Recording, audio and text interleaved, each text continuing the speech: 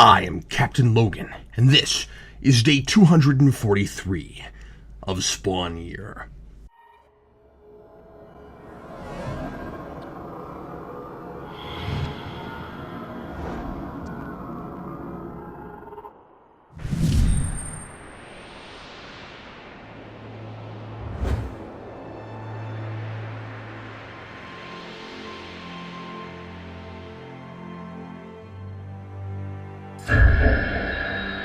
When I complain about the slow pacing of these comics, I have to remind myself that I'm reading these installments over a period of days, and I can only imagine how readers buying this month to month must have felt. Don't get me wrong, I wondered if perhaps the story was stalling out last issue, but this one plays like Logan is really going somewhere with all this, and it used its real estate much more effectively. Still, I'm on part 4 of a story that had a prelude before it.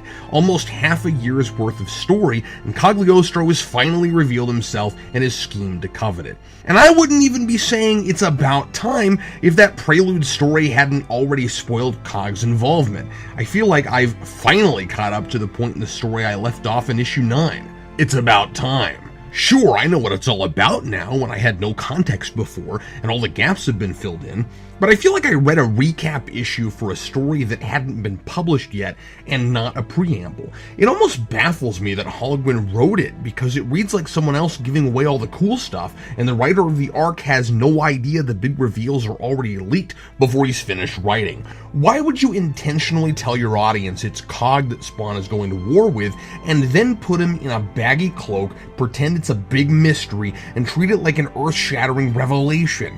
That would be like if you open the first season of 24 with Jack Bauer watching a TV docudrama in the future about the day-long terrorist plot he foiled. He gets angry about all the historical inaccuracy and then flashes back to a memory of Nina Myers killing his wife. But then the actual linear narrative pretends like it hadn't already told the audience that Jack's old friend Nina was really the mole. Thanks for suspending the suspense. Not that the Cog thing is a shocking reveal. How many supporting characters are we familiar with in this time period that it could even be? Every time Cog is in one of these, you turn a page and are expected to jump out of your socks and pants in amazement. Good gravy, stop the presses, set up a press conference, it's Cogly freaking Ostro. If this was Clown, now that would be a big deal. But it still wouldn't make me jump out of my pants. If these technically are even pants. So Spawn and the most violent Sunday school class ever go up against a nasty army of mindless, rage-induced soldiers all dressed like the evil minions of Caveman Satan, the order of the homicidal water buffalo, and they get their clocks cleaned. Spawn and Mauve do their best, but a lot of the children get slaughtered, and even though he tried to put his instincts and experience to the side and believe in Mauve, if not in God or himself, it's Spawn's time to say, "I told you so." He tells Mauve this was a very bad idea, but he still can't convince her to quit, though she's clearly shaken. I like the narration here. For the first time in her crusade, Mauve doesn't have the answers.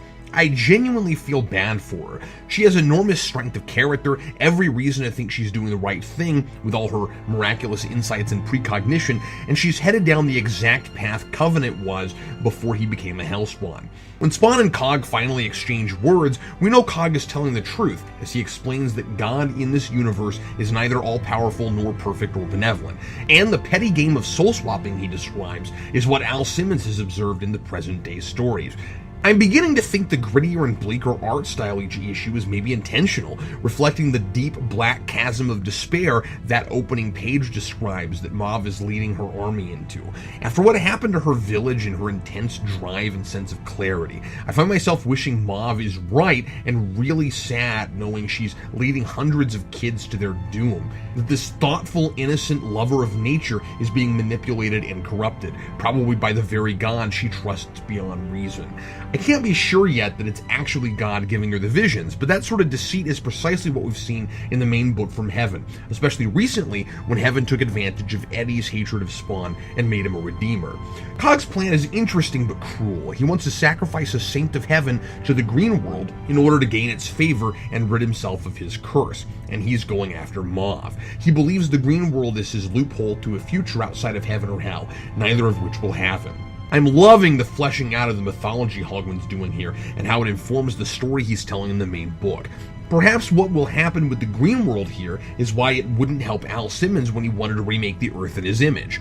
Or maybe that was just because that plan was mortifying. And the inclusion of the Green World makes that line in Mav's first appearance really interesting too, that God is clearly seen in nature. That perfectly demonstrates her lack of understanding of the God she's fully devoted to. The Earth is its own entity, totally separate from this petty, small-minded God, who I'm not convinced even created anything. By the end, Spawn declines Cog's offer to team with him to seek freedom from his own curse out of loyalty to Mav. Spawn isn't sure her crusade is a holy one, but he's positive what Cog wants to do, no matter if it might benefit him, is an act of evil. So he goes to Mav to get their army ready to stop Cog. I'm enjoying the parallels and conflict between Mav and Spawn and the temptations both she and Cog give him.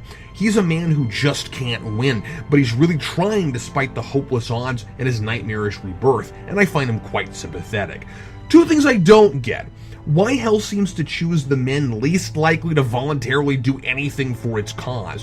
What has Hell gotten out of the 100 years Covenant's been a Hellspawn?